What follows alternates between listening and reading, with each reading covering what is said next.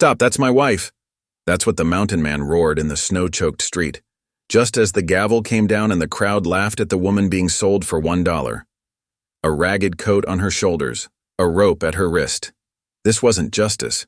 This was a show for the cruel and the greedy. But the man who claimed her wasn't her husband. He carried something heavier than a rifle, a promise made to her dying father years ago. Now, with the church bell tolling and the marshal's smirk widening, she's pulled into a fight neither of them planned for. There's a paper out there, ink, signatures, and a seal, that could save her home, her people, and every settler's crop in the valley. The men who want it will ride through snow and blood to take it. When the last hoofbeat fades and the lamps burn low, will she be free beside the man who spoke for her, or chained again to the law that wants her silenced? Every time I see your comments, I'm reminded how stories connect us across distances, backgrounds, and hearts. If values like respect, courage, and compassion still guide you, then you're part of this story too. Clara's heart pounded against her ribs as Elias guided her through the swirling snow. His bearskin coat enveloped her like a fortress, carrying the scent of pine smoke and leather. Behind them, the murmurs of the crowd faded into the muffled quiet of the winter morning. The wooden boardwalk creaked beneath their boots as they reached the corner where Elias's mule stood waiting. The gentle beast's breath made cloudy puffs in the cold air, its long ears twitching at their approach. Clara finally found her voice, though it trembled like the snowflakes dancing around them. "Mr. Briggs," she said, pulling the coat tighter around her shoulders, "what promise did you make to my father?" Elias glanced over his shoulder, his weathered face tight with concern. The marshal still stood on the auction platform, and though Clara couldn't make out his expression through the snow, she didn't like the way he was watching them. There was something predatory in his stance that made her skin crawl. "Not here," Elias muttered, his voice low and urgent. The marshal's wearing that smile he gets when he's fixing to cause trouble. He reached for the mule's reins. "We need to put some distance between us and town first." Clara planted her feet firmly on the wooden planks. "I won't take another step until you explain yourself." The cold bit at her cheeks, but she lifted her chin. "You just claimed me as your wife in front of half the territory." A few passers-by slowed their pace, clearly hoping to catch some gossip. Elias moved closer, blocking their view of Clara with his broad shoulders. "Your father was my friend," he said quietly. 10 years ago, I made him a promise that I'd look after you if anything happened to him. When I heard what the marshal was planning..." His jaw clenched. It was the only way I could think to stop that mockery of an auction. Clara's mind spun like the snowflakes around them. She remembered Elias from her childhood, a giant of a man who would appear at their cabin every few months, bringing supplies and stories from his trapping expeditions, but she hadn't seen him since before her father's passing 3 years ago. "The marshal says I owe money to Mrs. Whitaker for board," she said, her voice barely above a whisper. "But I've paid every penny. I have receipts." "Jed Colton doesn't care about truth," Elias growled. "He wants your land, that prime grazing stretch along the Arkansas River. This debt is just his excuse to force you into a position where you'd have to sell." The snow was falling harder now, gathering on the brim of Elias's hat. His eyes, sharp as a hawk's, kept tracking the movement down the street. "We can sort out the details later, but right now we need to move. The marshal won't let this go easy, not with railroad money in his pocket." Clara felt the weight of her father's leather pouch against her heart, where she'd sewn it into the lining of her dress. Inside were the land papers and every receipt she'd carefully saved. "My father's land belongs to the people," she said. "Both Cherokee and settler folk graze their herds there. I won't let the railroad fence it off." Elias's expression softened for a moment. "You're just like him, stubborn as a mule when it comes to doing right by others." He held out his hand. "Trust me one more time, Clara. Like you did when you were little and I'd lift you onto my shoulders to see the first spring blossoms."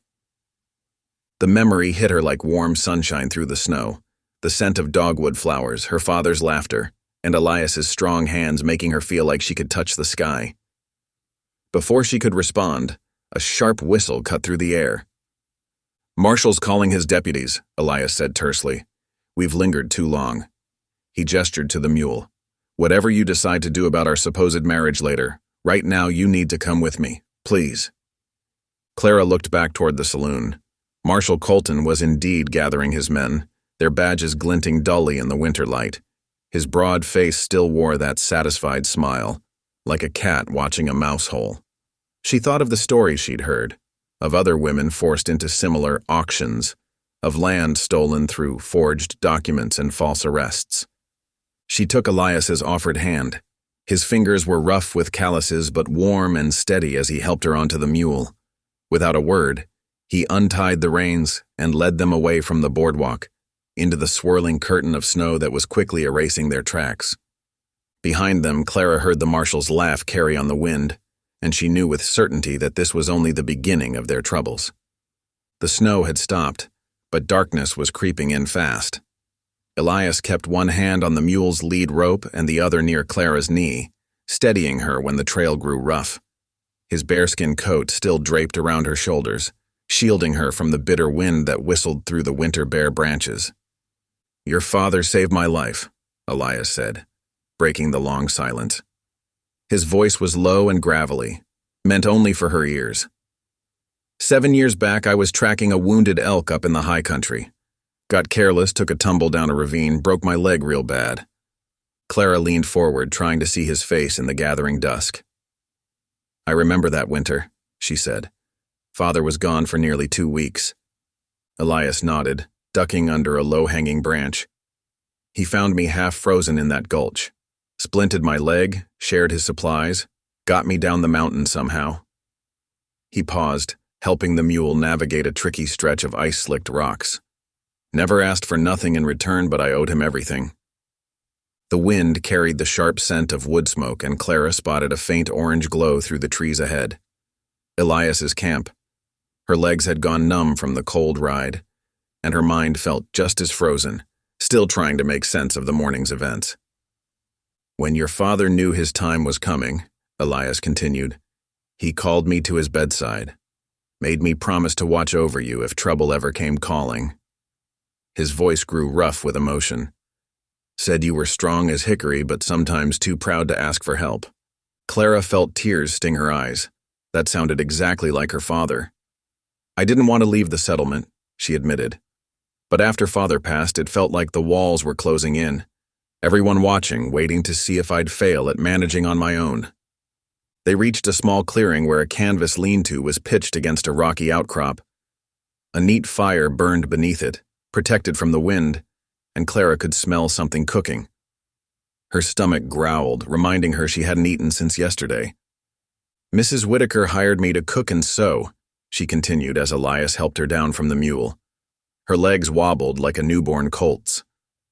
"Said she'd pay fair wages plus room and board, but every week there was some new fee she'd take out of my pay, for soap, for thread, for wearing down her floorboards with my walking." Elias's face darkened as he led the mule to a sheltered spot and began removing its tack. "That woman's in league with Marshal Colton. They've done this before. Trap folks in debt, then force them to sell what they own to get free." Clara sank down near the fire, holding her hands out to the warmth. "But why claim me as your wife? You could have said I was your sister, or—" "Wouldn't have worked," Elias interrupted, joining her by the fire. He pulled a Dutch oven from the coals and lifted the lid, releasing the savory smell of beans and cornbread. "Marshall knows the law inside and out. A sister or friend, he could still claim you owed a debt, but a wife's debts become her husband's responsibility. It was the only word that would stop him cold." He dished up 2 tin plates and handed one to Clara. The beans were hot and well seasoned, the cornbread fresh enough that butter melted into its golden crust. She couldn't remember the last time she'd eaten so well. "So what happens now?" she asked between careful bites. "We can't pretend to be married forever." "No," Elias agreed, "but we can keep up the pretense long enough to prove Mrs. Whitaker's lies and stop the marshal from stealing your land." He paused, staring into the fire. "Your father wanted that riverside grazing land kept open for all. Said it was a place where Cherokee and settler folk could meet as neighbors, not enemies." Clara nodded, touching the hidden pouch that held her father's papers. "That's why I can't let the railroad have it. They'd fence it all off, drive everyone away." The fire popped, sending sparks spiraling up into the darkening sky.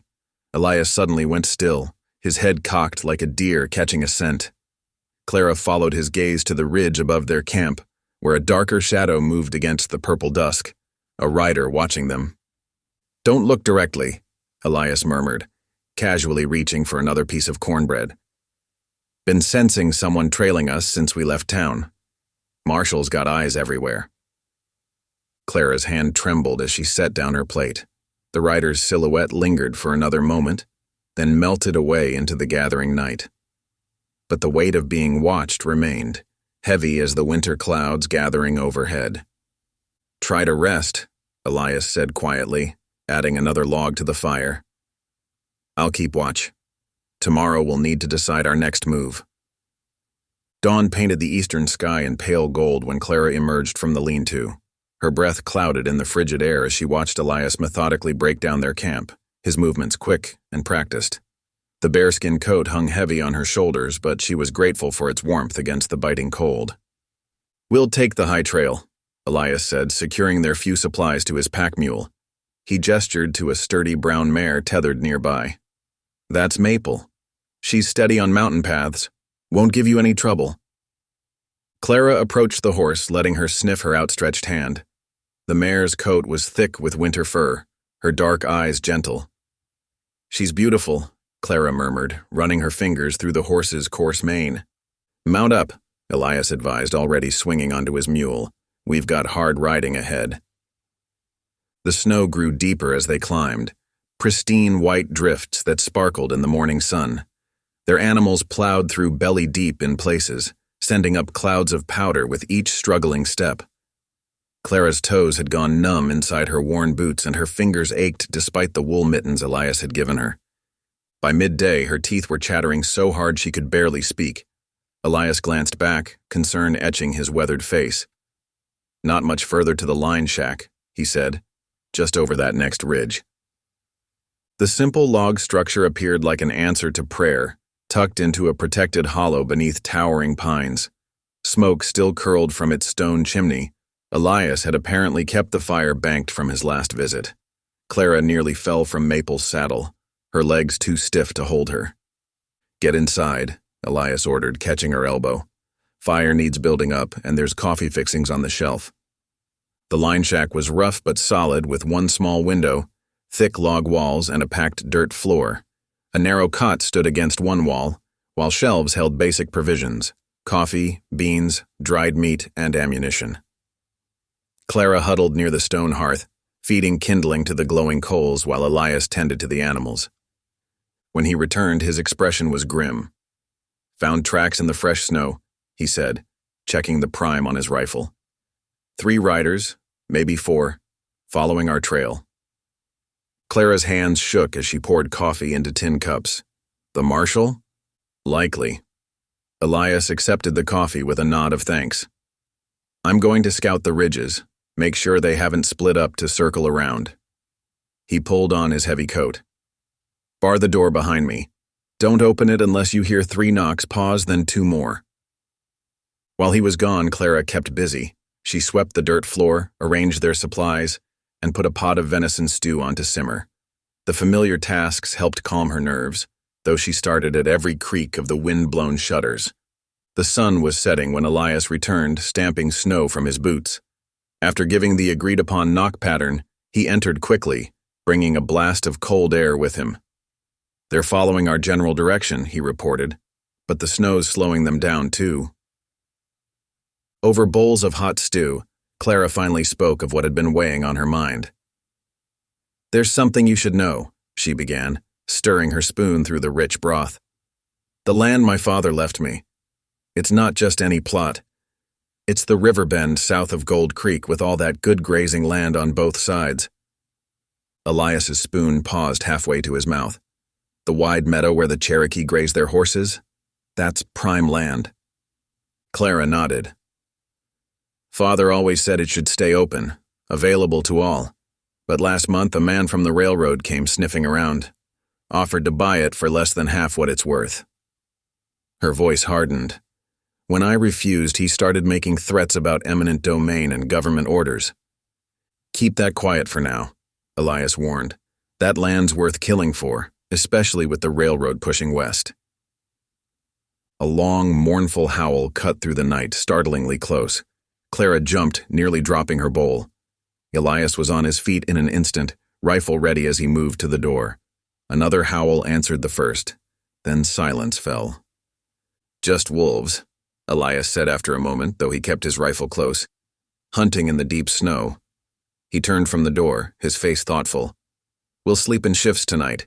Tomorrow at first light, we'll head for my main cabin. It's higher up, more defensible, with better sight lines if anyone comes looking. Clara settled onto the cot while Elias took first watch, seated by the window with his rifle across his knees. Outside, the wind battered the shutters, and snow continued to fall in the darkness. Despite her exhaustion, sleep was long in coming. By midday, the snow-laden trees gave way to a small clearing where Elias's mountain cabin stood against the weathered rock face. Clara's eyes widened at the sight. Unlike the cramped line shack, this was a proper home, built of thick logs with a stone chimney that sent warm smoke curling into the winter sky. A covered porch wrapped around two sides, and she spotted a small barn tucked behind it.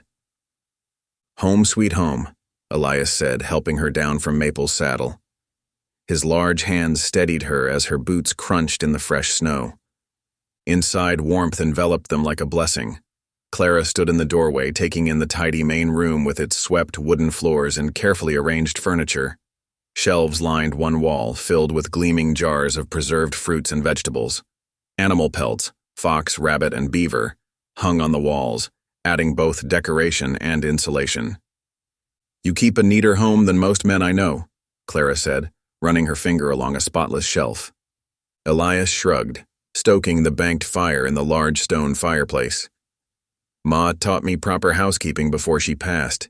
Said just because I lived alone didn't mean I had to live like a wild creature." While Elias tended to the horses, Clara unpacked her few possessions, a brush, a change of clothes, her father's worn Bible, and her sewing kit. The familiar items seemed pitiful spread out on the small table, all she had left of her former life. The coffee pot bubbled cheerfully on the cook stove as evening settled in. Lamplight cast a warm glow through the cabin windows, and Clara felt herself beginning to relax for the first time in days. Then came the knock. Elias's head snapped up, hand moving to his rifle. "Not many folks come calling up here," he said quietly. "Stay back from the door." He opened it to reveal 3 men on the porch. The one in front wore an expensive wool coat and polished boots that had clearly never seen real trail work. His companions flanked him, both wearing gun belts with their hands resting casually on their holsters. "Mr. Franklin Hawthorne," the well-dressed man introduced himself with a thin smile. "Attorney for the Western Railroad Company." He produced a folded paper from his coat. "I have business with Miss Redbird." Clara's heart hammered as she stepped forward. "I know you," she said. "You're the one who tried to pressure me into selling Father's land." Yes, about that." Hawthorne's smile didn't reach his eyes as he unfolded the document. "This is an eviction notice. According to our records, you signed over your rights to the river property last month." "That's a lie." Clara's voice shook with anger. "I never signed anything."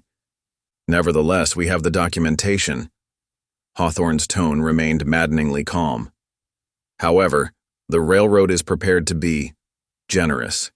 If you cooperate now, stop making difficulties, we can arrange for you to keep a small settlement sum, enough to start fresh somewhere else." Elias moved to stand beside Clara, his solid presence steadying her. "Miss Redbird already told you she didn't sign anything. Seems to me that makes your paper worth about as much as kindling." Hawthorne's pleasant expression hardened slightly. "The railroad will take possession of that land one way or another. It would be better for all concerned if things proceeded smoothly." He glanced meaningfully at his armed companions. "Get off my property," Elias said quietly. The steel in his voice made it clear it wasn't a request. Hawthorne shrugged, tucking the paper back into his coat. "As you wish. But remember, we made a fair offer." He turned and descended the porch steps, his men following. Elias shut and barred the door. When Clara looked up at him, her face was pale. They forged my signature, she whispered. Her hands trembled as she gripped the back of a chair. How can we fight that? By finding proof. Elias's jaw was set with determination. That land's been in your family since before the territory was organized. There'll be records, documents showing your rightful claim. He crossed to the window, watching until the three riders disappeared into the gathering dusk. And I think I know where to start looking. Clara sank into the chair, the weight of it all pressing down on her shoulders. It wasn't just the cold making her tremble now, but fear. Fear of losing everything her father had worked to preserve. Fear of the railroad's power. Fear for what might happen if she continued to resist. The coffee pot whistled on the stove, and Elias poured them both fresh cups. The familiar aroma helped steady her nerves as she wrapped her cold fingers around the warm tin cup.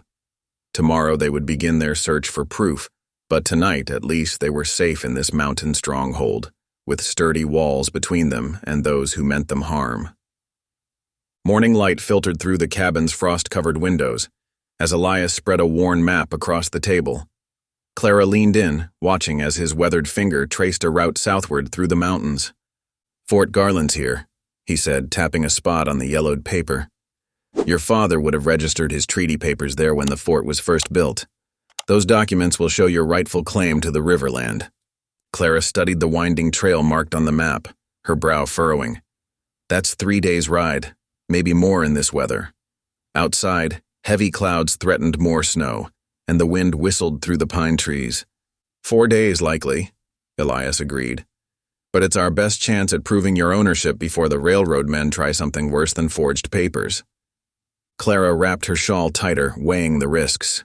Winter travel in the high country was treacherous, but staying put might mean losing everything. When do we leave? Within the hour, we'll pack light, move fast. They gathered supplies with practiced efficiency. Elias filled saddlebags with jerked venison, coffee beans, and hard biscuits. Clara rolled extra blankets tight and secured spare ammunition in oilskin pouches. She tucked her father's Bible safely in her bag, wrapped in a clean cloth. The sky had darkened by the time they mounted up, heavy clouds rolling in from the northwest. Elias led them down a narrow trail, choosing paths that would be harder to follow. The horses' hooves crunched through crusty snow, their breath steaming in the cold air. By late afternoon, fat snowflakes began to fall. The wind picked up, driving the snow sideways and cutting visibility to mere yards.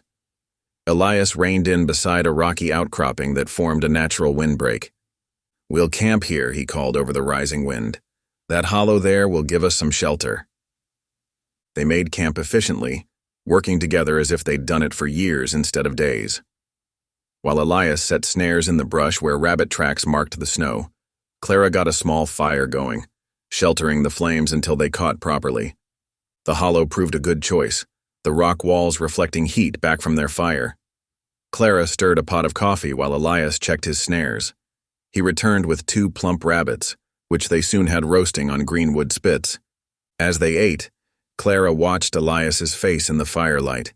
He'd mentioned a wife once, briefly, but never spoke of her. Now, wrapped in the intimate quiet of their camp, she found the courage to ask, "What was she like? Your wife?" Elias was silent so long she thought he wouldn't answer. When he spoke, his voice was soft with memory. Sarah. She loved springtime, always planning her garden before the snow even melted. Fever took her 6 years ago. He poked at the fire with a stick. After I couldn't stand town life anymore. Too many memories. The mountains became my home. Clara nodded, understanding loss all too well. My father used to say memories are like eagle feathers, sacred things to be honored. She hummed a few bars of a Cherokee hymn her father had taught her. He would sing this when tending his crops, asking for blessing on the land. Your father was a wise man, Elias said quietly. They banked the fire and laid their bedrolls close to its warmth.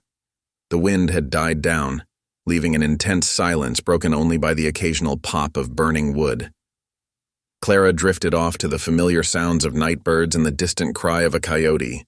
In the darkest hours before dawn, Elias's hand on her shoulder brought her instantly awake.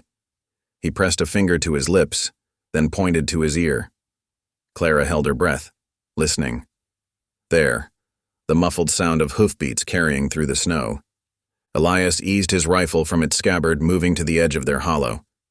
Clara's heart pounded as she strained to track the sound. The hoofbeats grew closer, then gradually faded away to the south. After several tense minutes, Elias returned to the fire. "Riders," he whispered. "At least 2, maybe 3, could be coincidence. Or could be we're being followed," Clara finished. They shared a knowing look. Without discussion, they broke camp while the sky was still dark. Clara scattered snow over the fire's remains while Elias obscured their tracks as best he could. Within half an hour, they were mounted and moving, pushing on toward Fort Garland with renewed urgency. As dawn slowly brightened the eastern sky, Clara glanced back the way they'd come. Somewhere behind them, unknown riders followed their trail. Ahead lay their only hope of proving her claim. Between lay miles of winter-gripped mountain country, full of dangers both natural and human. She touched her father's Bible through her saddlebag, drawing strength from its presence as they rode on into the growing light. The morning sun struggled to pierce heavy clouds as Elias and Clara resumed their journey. Fresh snow had fallen overnight, making the trail to Fort Garland treacherous. Their horses labored through drifts that reached up to their knees, heads low against the biting wind. Clara pulled her borrowed coat tighter, grateful for its warmth. "How much further today?" she asked, her breath forming clouds in the frigid air. "If we keep this pace, might make Willow Creek by sundown," Elias replied, scanning the white-blanketed hills ahead. Around midday, a sound carried on the wind that made both riders stiffen. Wolf howls echoed across the valley, first one, then several more joining in chorus. Elias's face grew grim as he urged his horse into a faster pace. "Best we move along," he said quietly. "They're hunting." Clara nodded, nudging her mount to match his trot. The snow-laden branches creaked overhead as they passed, and the howls grew closer. Movement caught her eye, gray shapes appearing on the ridge to their left, keeping pace with the horses. "Elias," she whispered, gripping the rifle across her lap. "I see them." His voice was steady, but his hand moved to his own weapon. "Stay close." The wolves emerged fully onto the ridge now, 5 lean, hungry-looking beasts, their fur rough with winter growth. They loped alongside the travelers, yellow eyes fixed on the horses. Clara's mount snorted nervously, tossing its head. Elias smoothly drew his rifle. The shot cracked through the valley like breaking ice, sending snow tumbling from nearby branches. The wolf pack scattered at the sound, disappearing into the trees, all except one. The largest remained, hackles raised, teeth bared in a snarl. "Go on!" Elias shouted, but the beast held its ground. His second shot kicked up snow at the wolf's feet, and finally it turned tail, vanishing after its packmates. Clara released a shaky breath. They must be desperate to hunt so boldly in daylight. "Hard winter makes bold predators," Elias agreed, reloading his rifle. "Of all kinds." They rode on through the afternoon, both watching the ridgelines, but the wolves did not return. As the light began to fade, they crested a rise and saw smoke rising from a small cluster of buildings in the valley below. "Willow Creek," Elias said. "Not much to it, but there's a store and a church." The settlement was indeed tiny.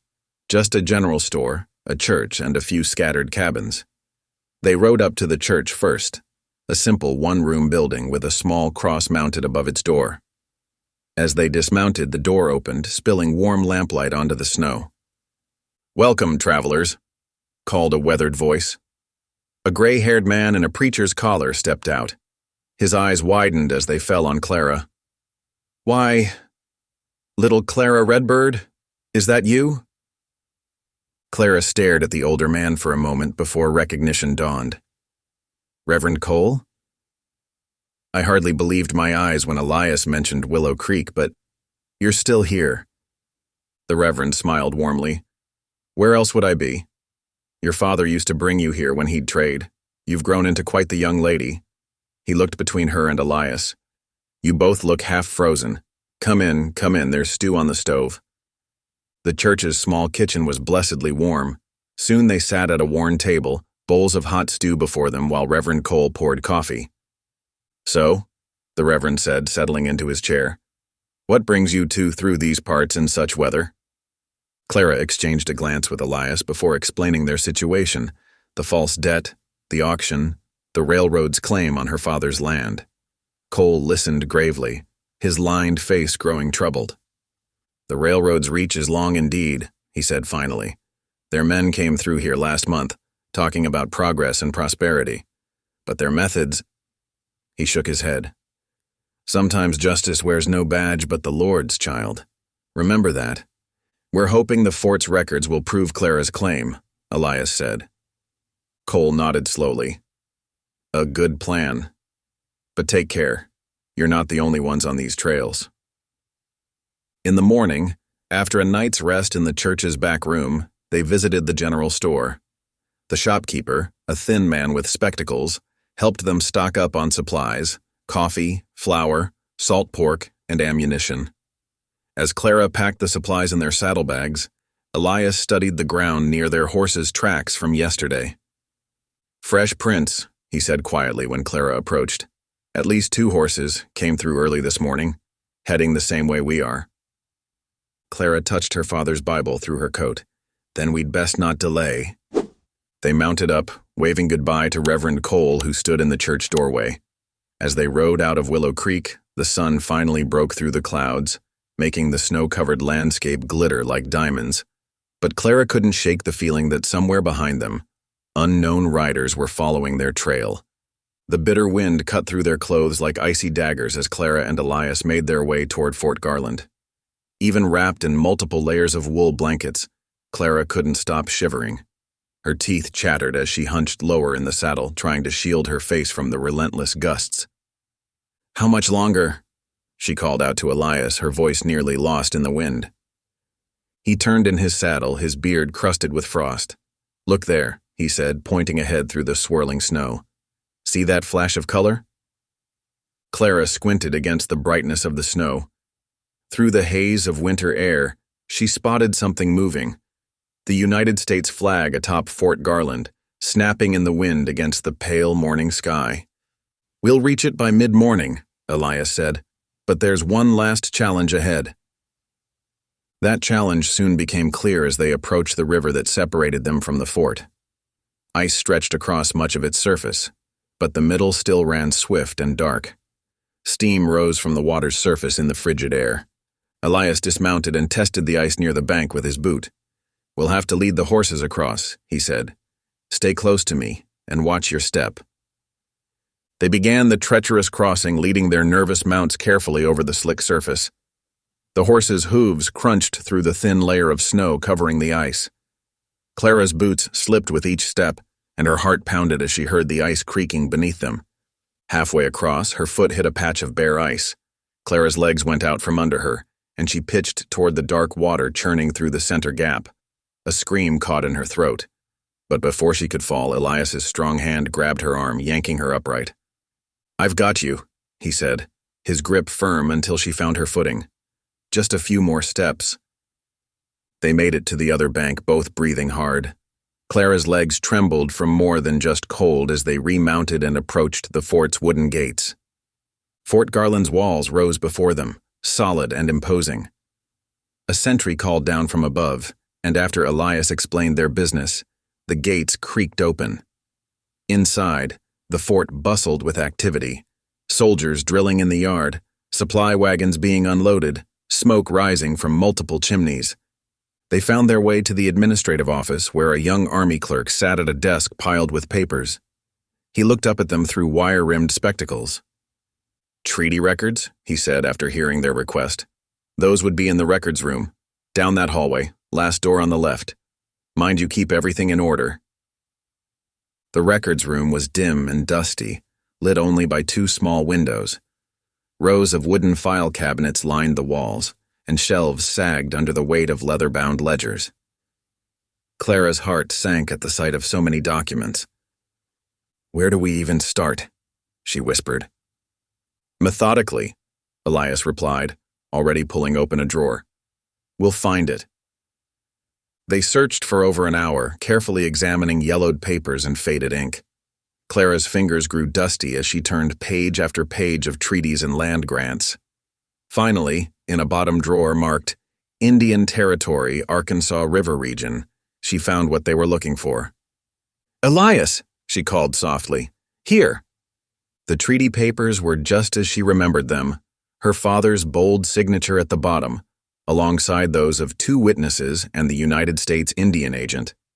The document clearly outlined the boundaries of their land and their right to it in perpetuity. Clara's hands shook as she held the papers. "It's real," she said. "All this time, I knew I wasn't imagining things." Relief washed over her, bringing unexpected tears to her eyes. Elias squeezed her shoulder gently. "Let's make copies, just to be safe." They carefully transcribed the document, then returned the original to its proper place. As they stepped out into the fort's courtyard, however, Elias suddenly stiffened. Near the main gate, 2 men lounged against the wall, trying to look casual but watching the office building too intently. "I know those men," he murmured to Clara. "Hired guns from Gold Creek. They must have followed us all the way here." Clara clutched the copied papers tighter inside her coat. "What do we do?"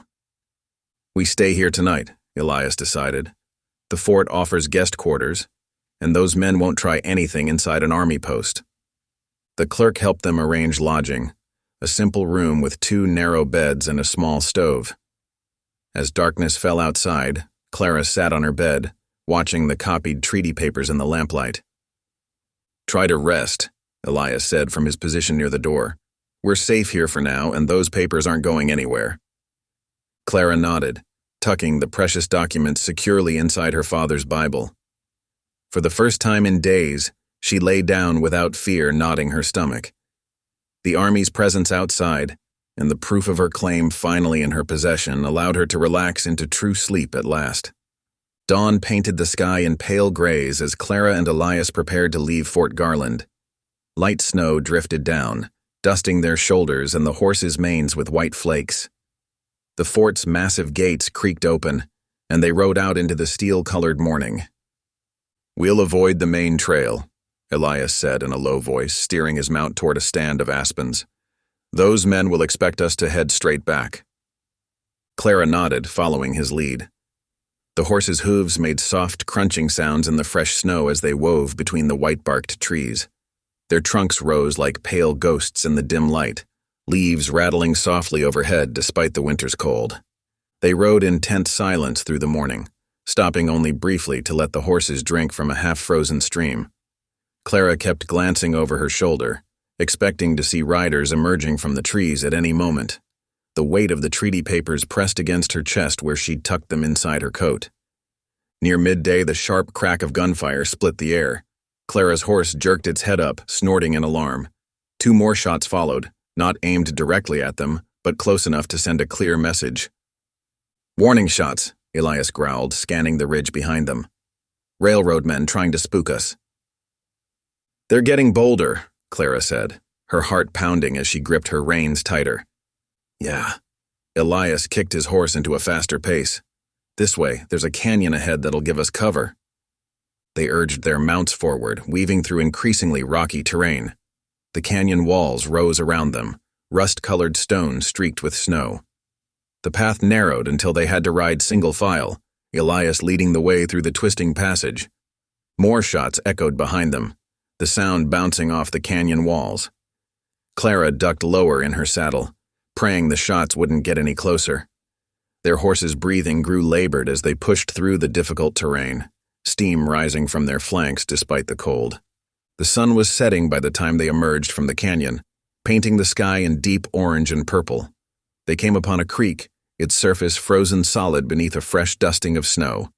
Above it, a natural rock overhang offered shelter from both weather and watching eyes. "We'll camp here," Elias said, helping Clara dismount. Her legs trembled from the long hours of riding. "That rock face will hide our fire from view." While Elias led the horses to a sheltered spot and began rubbing them down, Clara took advantage of the moment alone. She pulled out her sewing kit and carefully opened the seam of her dress lining. With quick, practiced stitches, She secured the treaty papers inside, then smoothed the fabric back in place. No one would think to look there. They kept their fire small, just enough to warm their beans and coffee. The rock overhang trapped the heat, creating a pocket of warmth against the deepening cold of night. They sat close together, speaking in hushed voices that wouldn't carry. "What will you do?" Elias asked softly. "If we win, if we keep your land safe." Clara wrapped her hands around her tin cup, letting the warmth seep into her fingers. "I've been thinking about that," she said. "That land, it's good grazing ground, rich grass, plenty of water from the river." She paused, collecting her thoughts. "My father always said land was meant to be shared, not hoarded.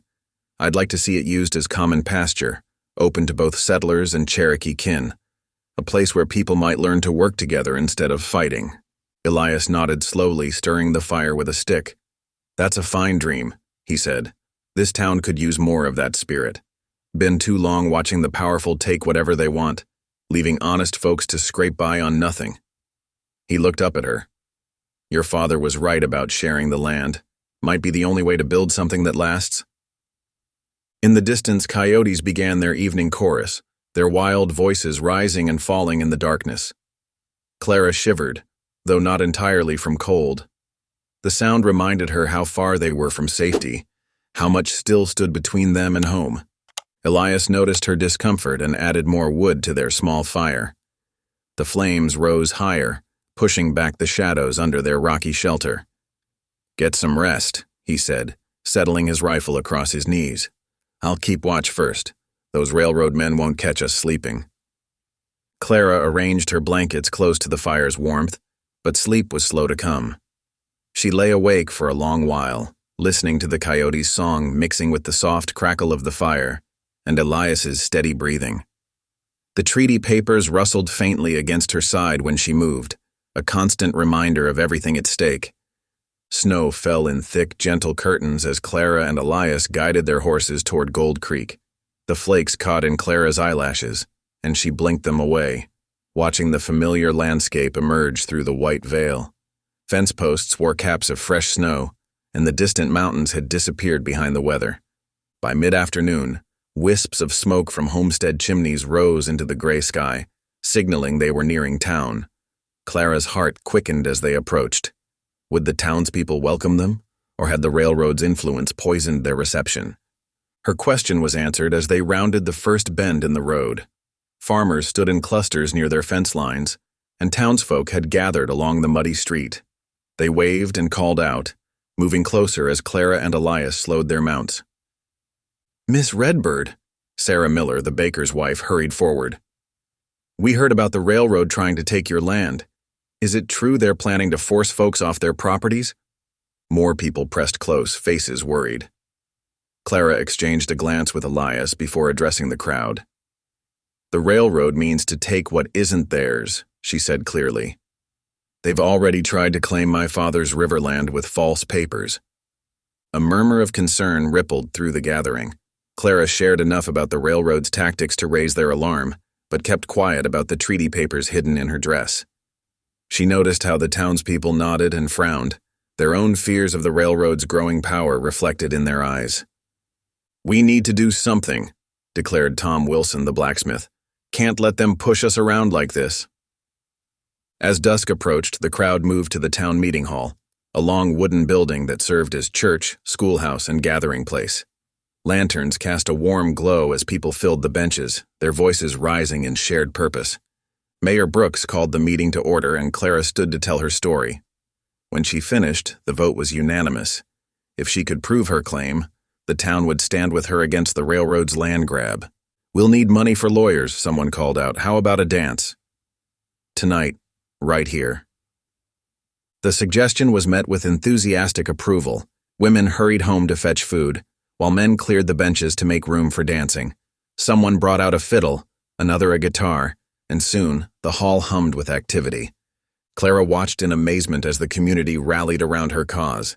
Ladies pressed coins into her hands for the legal fund, while farmers promised to testify about the railroad's strong-arm tactics.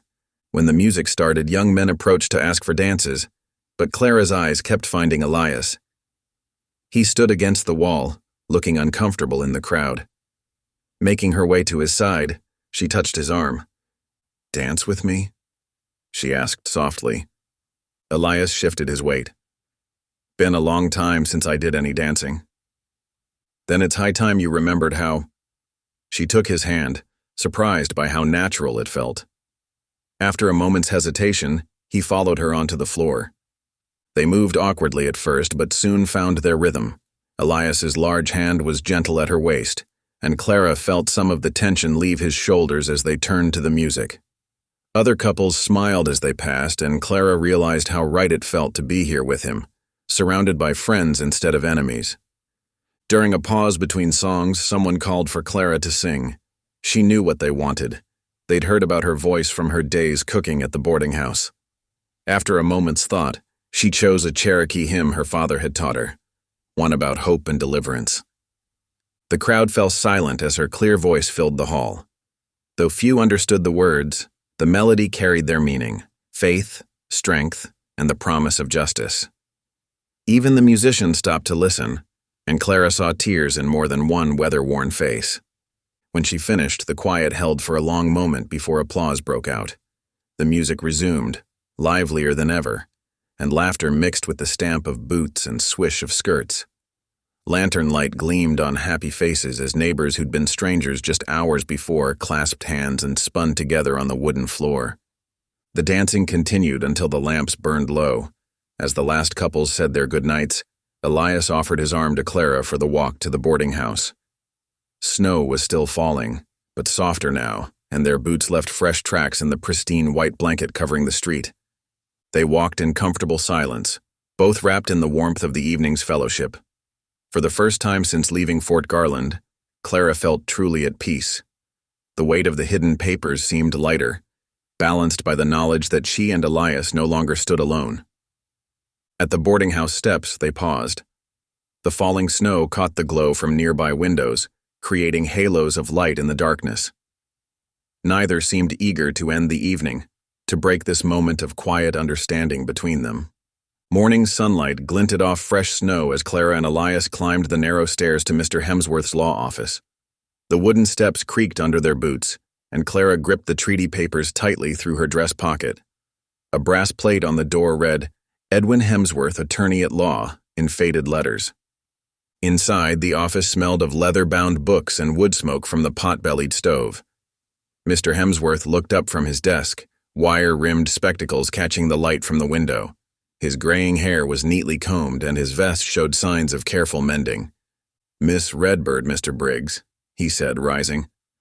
"I heard about the dance last night. Quite a show of support from the town." Clara placed the treaty papers on his desk. "We found these at Fort Garland, Mr. Hemsworth, my father's original land grant and treaty rights." The lawyer adjusted his spectacles and examined the documents with careful fingers. Minutes ticked by on the wall clock as he studied each page, making small sounds of interest. Finally, he looked up. "These are properly witnessed and notarized," he said. "The Indian agent's signature is genuine. I recognize it from other documents. With these papers, we have a strong case against the railroad's claim." Elias shifted in his chair. "What about the judge?" Hemsworth's face tightened. "Judge Parker is generally fair, but the railroad has deep pockets. We'll need to be prepared for anything." Clara felt hope rising in her chest. "Then you'll help us?" "I will." Hemsworth began arranging the papers in a leather folder. "Though I should warn you, the railroad's lawyers won't." The office door burst open. Marshal Jedediah filled the doorway, his badge gleaming on his chest. A smirk played across his face as he sauntered in, waving a document. Well, he drawled. "Just the folks I was looking for." Clara's stomach clenched at his satisfied expression. The marshal slapped the paper onto Hemsworth's desk. "Marriage certificate," he announced. "Between myself and Miss Clara Redbird, or should I say Mrs. Colton, dated 3 months back." He turned his smirk toward Elias. "Which makes your little wife claim mighty interesting, don't you think?" Clara shot to her feet. "That's a lie. I never married you." "Paper says different." The marshal's eyes glittered. "And a married woman's property belongs to her husband, by law." Hemsworth picked up the certificate, studying it closely. His frown deepened as he examined the signatures and seal. "This complicates things," he said slowly. "Even if it's forged, it will muddy the legal waters considerably." "Forged?" The marshal pressed a hand to his chest in mock offense. "Why, you wound me, counselor. I'm an officer of the law."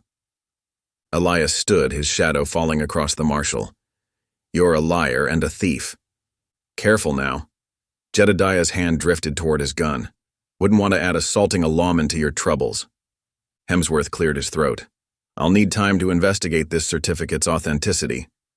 In the meantime, I suggest everyone keep their distance and let the law handle things properly." The marshal backed toward the door, still smirking. "Oh, I intend to let the law handle everything just right." He touched his hat brim and left, his boot heels striking the wooden floor like hammer blows. Clara sank into her chair, trembling with anger and fear. "He's trying to steal my father's land through me." "It's a common tactic," Hemsworth said grimly, "and a dangerous one to fight. You'll need to be careful, both of you." By afternoon, word of the marriage certificate had spread through Gold Creek like wildfire. Clara felt the stares as she and Elias walked down the street. Outside the general store, she heard whispers. "Heard she was married all along. Playing both sides, maybe. Can't trust anyone these days." But not everyone believed the marshal's claim. Tom Wilson, the blacksmith, called out as they passed. "That Jedediah's been crooked since he got here. We're still with you, Miss Redbird." Sarah Miller hurried over with a basket of fresh bread. "Don't you worry about those gossips," she said firmly. "We know who's telling truth here." As evening approached, Elias touched Clara's elbow. "We should head to my cabin. It's not safe for you at the boarding house tonight." Clara nodded, knowing he was right. They collected her things and started down the street. The setting sun cast long shadows between the buildings, and in those shadows Clara spotted movement. Two men lounged against a wall, watching them pass. Their guns hung low on their hips, railroad men, she was sure of it. Elias saw them too. He kept his hand near his own weapon as they walked, his eyes scanning the growing darkness. Clara held her head high, refusing to show fear, but her heart pounded with each step. The marshal's false certificate threatened everything: her land, her reputation, and the fragile trust she and Elias had built with the town.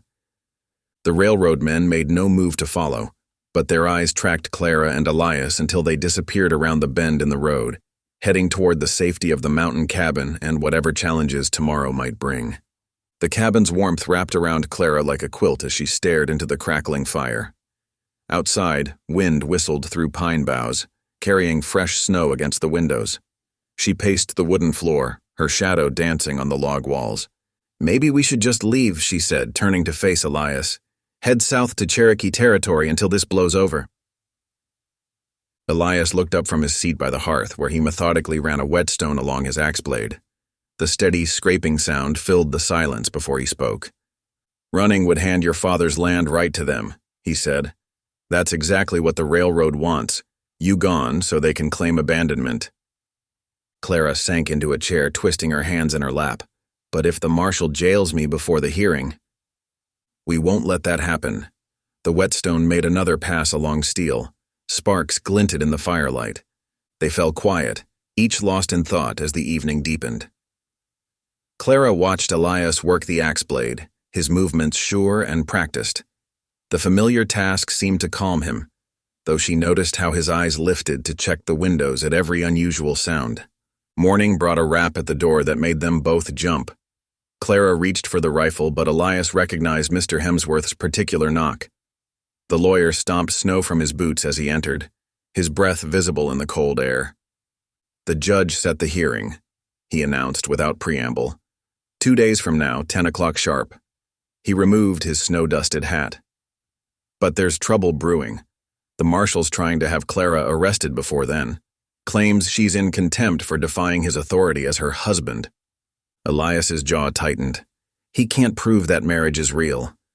He doesn't need to. Not yet. Hemsworth warmed his hands by the fire. He just needs to lock her up long enough to miss the hearing. Without her there to testify about the forged certificate, our case weakens considerably. "Then we stay here," Elias said firmly. Keep Clara hidden until the morning of the hearing. The lawyer nodded. Probably wise. I'll return when it's time. He glanced at the growing storm outside. At least the weather's on your side. After Hemsworth left, the snow settled in with determination. It fell thick and steady, sealing them inside the cabin for a full day. Clara tried not to feel trapped as she watched white drifts climb the window panes. Might as well make use of the time, Elias said, lifting his rifle from its pegs. You should know how to use this, just in case. Clara handled the weapon carefully as Elias showed her how to load it. Her father had taught her some basics years ago, but Elias was thorough, explaining each step clearly. Powder first, he instructed, then the ball nice and snug. Ramrod straight down, that's right. They practiced until Clara could load and prime the rifle smoothly. Her hands grew steady with repetition, though she prayed she wouldn't need the skill. Good, Elias said as she demonstrated one last time. Now for aiming.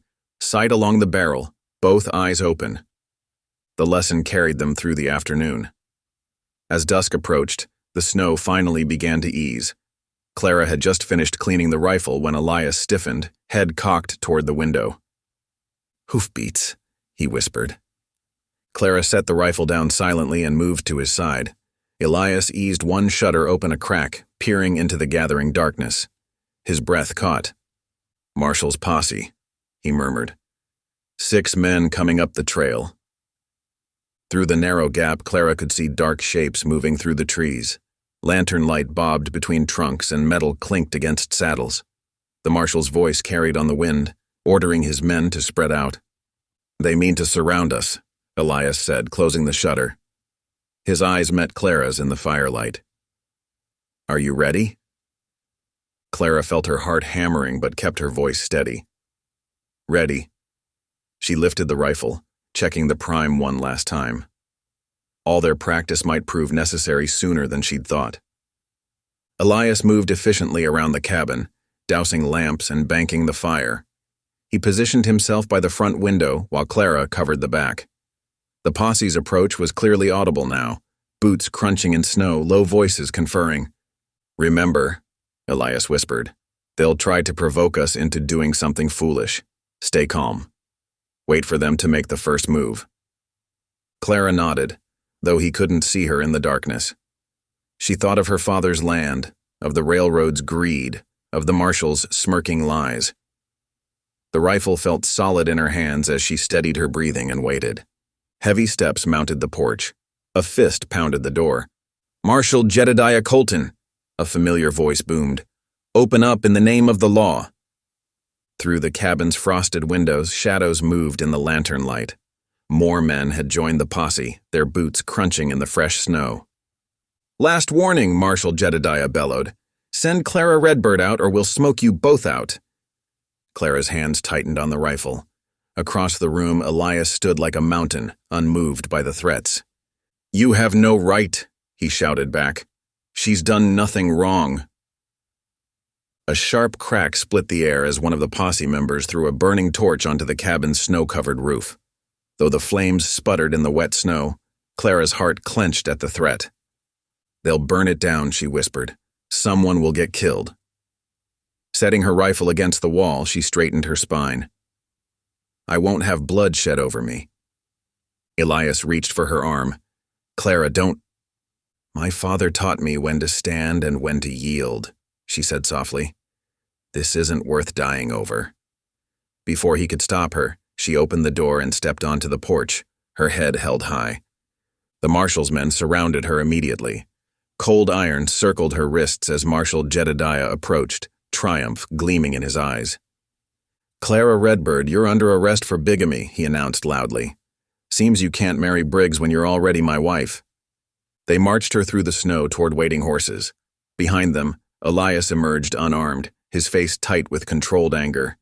He mounted his horse and followed at a distance as they rode toward town, refusing to give the marshal any excuse for violence. In the town jail, Clara sat on the thin bunk, darkness pressing against the barred window. She clasped her hands and whispered the Cherokee prayers her father had taught her, asking for strength and wisdom. The words brought comfort, reminding her of his gentle counsel about patience in the face of injustice. Across town, lamplight burned late in Hemsworth's office. Elias paced while the lawyer pored over documents, searching for any legal precedent that might help their case. Neither man slept as the night hours crept past. The first gray light of dawn was seeping through the office windows when urgent knocking interrupted their work. A boy from the telegraph office burst in, breathless with news. "Sir, there's an old Cherokee woman just arrived at the hotel," he reported. "Says she knew Clara's parents from way back. Been traveling 3 days to get here." Elias grabbed his coat, hope surging in his chest. He hurried through the empty streets to the jail, where Clara sat, huddled against the morning chill. "Clara," he called softly through the bars. Her dark eyes lifted to his face. "Someone's here. A Cherokee elder who knew your parents." Clara rose slowly, wonder replacing the weariness in her expression. "Who?" she whispered. "Don't know yet," Elias replied, "but she's come a long way to speak for you." For the first time since her arrest, a spark of hope lit Clara's eyes. The courthouse buzzed with whispers as townsfolk packed the wooden benches. Morning light filtered through dusty windows, casting long shadows across the worn floorboards. Clara sat straight-backed beside Hemsworth, her hands folded in her lap to hide their trembling. Marshal Jedediah swaggered to the front, producing his marriage certificate with a flourish. "As you can see, Your Honor, Clara Redbird became my wife months ago. Her claim to that land and her supposed marriage to Briggs are both null and void." The judge adjusted his spectacles, studying the document. His expression grew grave as he nodded slowly. "This appears to be in order." "Wait!" A clear voice cut through the murmurs. The crowd parted as an elderly Cherokee woman in a dark shawl made her way forward. Her silver hair was neatly braided, and though she walked with a cane, her bearing was regal. "I am Waya Redbird," she announced, "sister to Clara's father and keeper of our family records." From her shawl, she withdrew a leather pouch. "Here is the true marriage record of Sarah Whitecloud and John Redbird, Clara's parents witnessed and sealed 26 years ago." She laid out yellowed papers on the judge's desk. "And here," she gestured to a weathered farmer rising from the back bench, "is Thomas Miller, who witnessed their union himself." The old farmer nodded. "That's my signature right there, Your Honor. Clear as day." Hemsworth stepped forward eagerly. "Your Honor, these documents prove the marshal's certificate must be forged. The dates alone show its impossibility."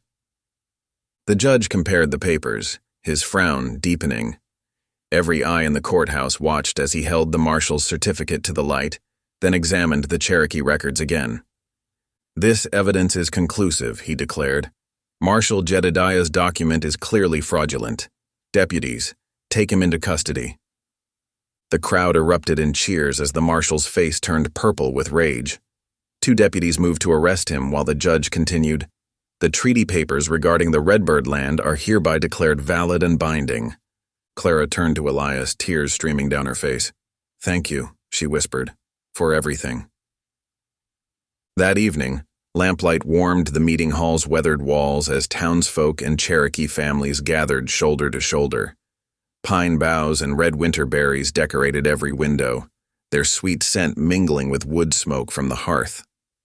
Reverend Cole stood before the crowd, his Bible open in his weathered hands. Clara wore a dress of cream-colored muslin, adorned with beadwork her Aunt Waya had sewn. Beside her, Elias had traded his bearskin coat for a clean black jacket, though his eyes still held their familiar mountain wildness. "What God has brought together," Cole's voice rang clear, "let no man put asunder." After the simple vows, the gathered families pressed forward to sign the land trust agreement. Cherokee elders and settler farmers alike put their marks on the document, ensuring the river water would flow freely for all.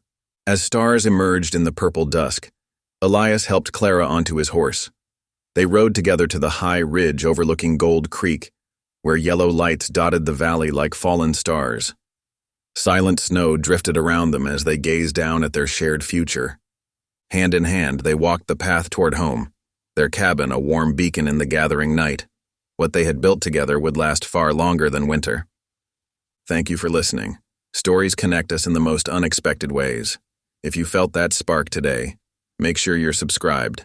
I share a new one daily, and the next might change your day.